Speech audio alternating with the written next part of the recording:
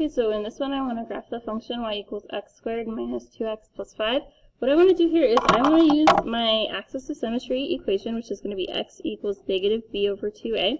And I know I want to use this because this equation is given in the standard form. So I first want to start off labeling my a, b, and c values. My a is 1, my b is negative 2, and my c is 5. So plugging into this formula, I'm going to have x equals negative from the formula, negative 2 from my b value, over 2 times my a value of 1. So negative negative 2 gets me a positive 2. 2 times 1 also gets me 2. I divide, and I get x equals 1. So that is my axis of symmetry. Also, my axis of symmetry is my x value on my vertex. So then I want to go ahead and plug in this one to find the y value. So I'm going to have y equals 1 squared minus 2 times 1 plus 5. I could solve this by hand, or I could solve this using my calculator. I'm going to use my calculator so I make sure I don't make any mistakes. So I have 1 squared minus 2 times 1 plus 5, which gets me 4 for my y value.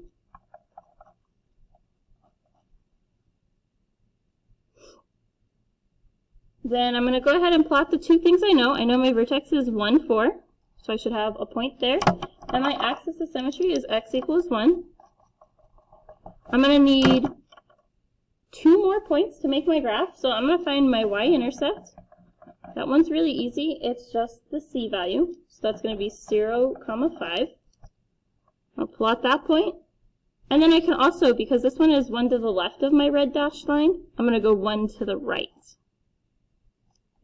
Then I just need to pick one more point. I am going to plug in, I've already used 0, I have 1, and then 2 is my reflection.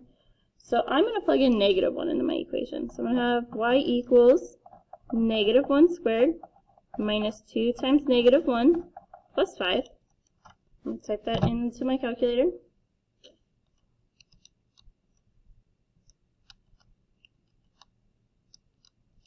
Which gets me 8. So this point is negative 1, 8.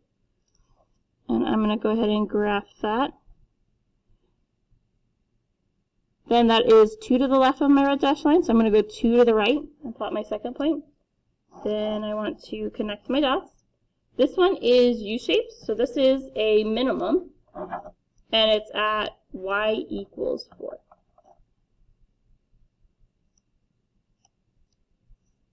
This next one, again, wants me to graph my function. This one is in vertex form. So to do this, my vertex is opposite the sign in parentheses, so negative 5, and then the 3 at the end. I want to go plot that vertex. Negative 5, 3. So right there. My axis of symmetry, just like in the last problem, is x equals my x value of my vertex. So I'm going to go ahead and graph that. Then I want to plug in a couple of points. I'm going to choose negative 4, because it's just 1 to the left. So I have negative 4 plus 5 squared plus 3. So I'm going to go ahead and type that into my calculator.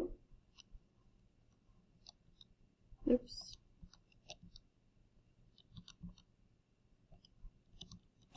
Which gets me 2. So the point here is negative 4, 2.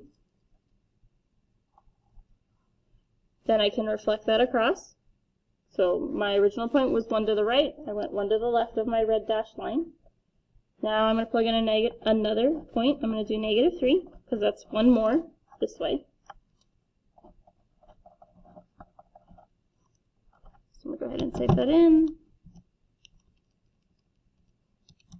which gets me negative 1. Oops, why did I copy the equals 2 part? So I plugged in negative 3, and I got out negative 1. Go ahead and plot that. This one is opening down, so this is a maximum. And my point is at my vertex, negative 5, 3. My next one gives me the graph. It wants me to find my domain. Remember, for quadratics, my domain is always going to be all real numbers.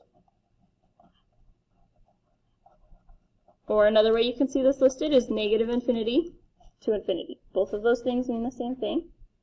My range is my y values, so the highest y value is right here. It's that negative 27. It's going to be y is less than or equal to negative 27, or if I'm writing it in this notation, it's going to be negative infinity to negative 27 with the square bracket because it includes that. My axis of symmetry is my x value, so x equals 10. My increasing interval is where it has a positive slope. So I have a positive slope. I'm going to highlight to match up from here to here. So that is going to be x values less than 10. Then my negative slope, my decreasing interval is where I have a negative slope.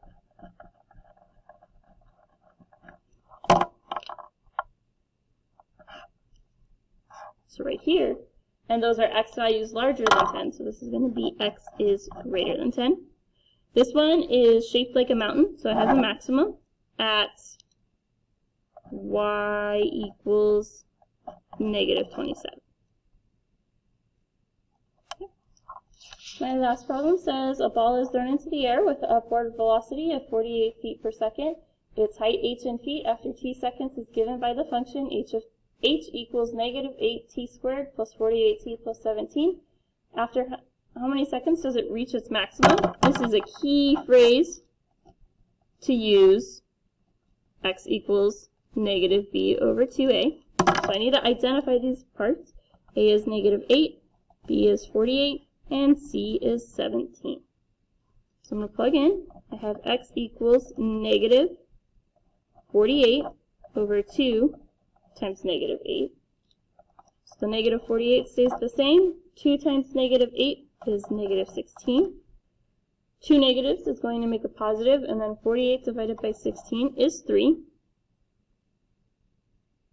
So it took 3 seconds for the ball to reach its maximum height.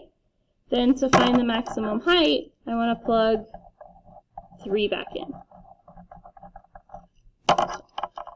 Then I'm going to have h equals negative 8 times 3 squared plus 48 times 3 plus 17.